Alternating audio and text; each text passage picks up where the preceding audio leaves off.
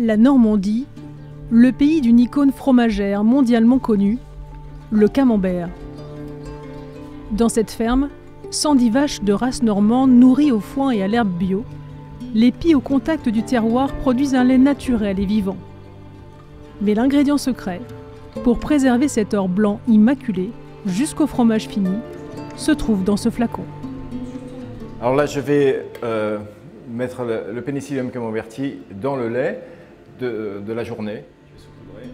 Le Penicillium camemberti, une souche de champignons albinos. Après chaque traite, Patrick Mercier, fournisseur de l'Élysée, doit en verser dans le lait. Si on ne met pas, en fait, on n'aura pas cette couleur blanche du camembert.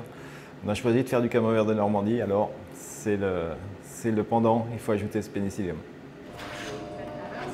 Sélectionné génétiquement par l'industrie alimentaire pour rendre le camembert plus attrayant et plus productif, il est depuis exigé par l'AOP, l'appellation d'origine contrôlée. Tous les producteurs de camembert, petits et géants, l'utilisent depuis 1902. Ici, c'est la salle d'affinage des fromages. Le camembert du champ secret est unique. Bio, fermier, AOP et fabriqué au lait de foin. Seuls 800 fromages poussent ici chaque jour. À quelques kilomètres, la plus grande usine au monde en produit au quotidien 500 000 pasteurisés. Historiquement, le camembert à l'origine était sans pénicillium. Aujourd'hui, est-ce que je peux faire sans pénicillium? Je ne sais pas. Je ne sais pas. Perdre l'aspect et une partie du goût sans doute. Donc je ne sais pas si je peux faire ça. L'avenir le dira peut-être. La souche du champignon sélectionnée au XIXe siècle pour blanchir les camemberts est en voie d'extinction. Des chercheuses françaises ont découvert que ce micro-organisme cloné à outrance n'arrive presque plus à se reproduire. À 20 km de Paris, des biologistes du Centre national de la recherche scientifique français ont été les premières à tirer la sonnette d'alarme. Le Penicillium camemberti ne vit plus à l'état sauvage. Désormais, il est cultivé dans seulement 2 laboratoires à l'étranger. Cette espèce Penicillium camemberti n'est pas capable de se reproduire de manière sexuée. Et donc ça veut dire qu'elle ne peut pas échanger des portions de son génome et de son ADN avec d'autres individus.